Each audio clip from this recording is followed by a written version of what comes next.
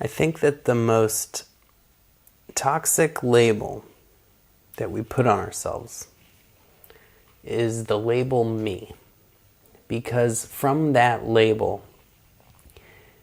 we get my and mine. And suddenly, we have opened ourselves up to infinite labels that create nothing but suffering. Suddenly, we need to possess. We need to own things in order to feel more full. We need more things to call mine in order to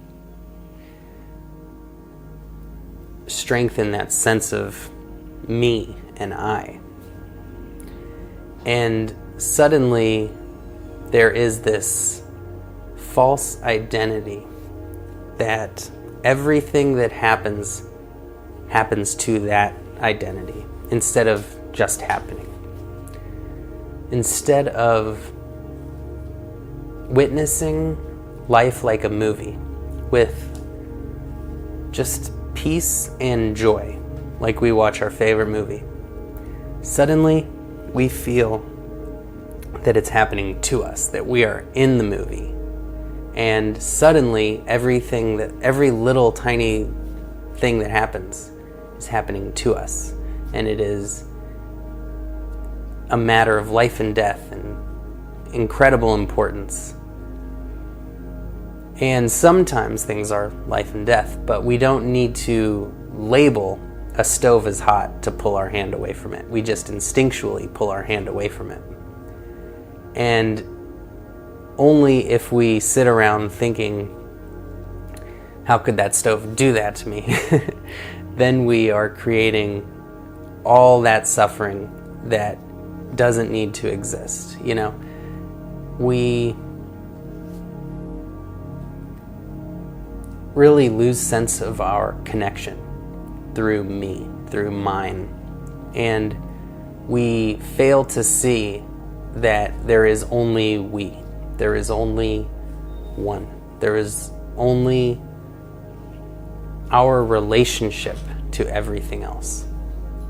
And really that phrase me just completely separates and cuts us off from that truth, that reality, that there is no separateness whatsoever.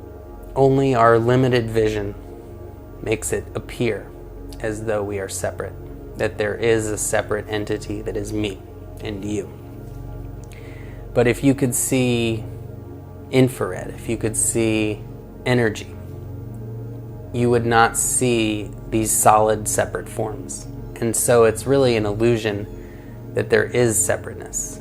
We are all the brief manifestation of emerging between our parents and their parents. And none of us are separate in any way from all of life. And we are but a chain in the evolutionary process of all life. And to completely fall for that illusion is the source of all suffering. All negative labels we think of ourselves, call ourselves, they all stem from me. I think as young people, we all ask ourselves, who are we? What is our true nature? Who are we supposed to be? How should we be? What is my personality? How should I best respond in every situation? And I had this personal journey when I was probably in my late teenage years. And what I found was that the less I thought of who I was and who I should be, the more present I became in every situation. And the more I was letting instinct and intuition decide my responses. And this is what I found to be the way to express my true self, which was completely free from any mental picture, completely free from my past, my upbringing. And this is when we are actually our most full selves, when we stop thinking, how should I respond? And we just respond.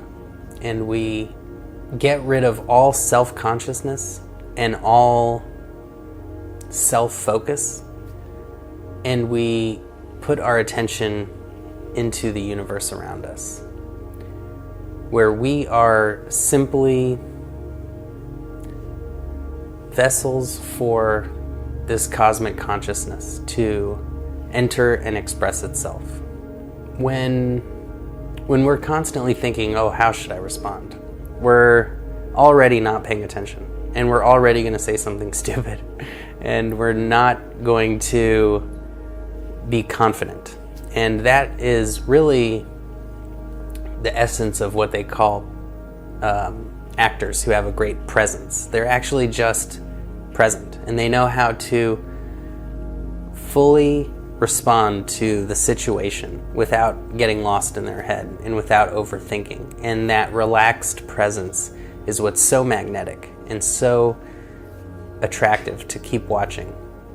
And we can all experience that in any situation when we get out of our head and we let go of any labels, any past, and any sense of self, because that is when we are fully ourselves and we're not just overthinking, overanalyzing, and constantly filtering what's happening down through this egoic, self-obsessed thinking mind.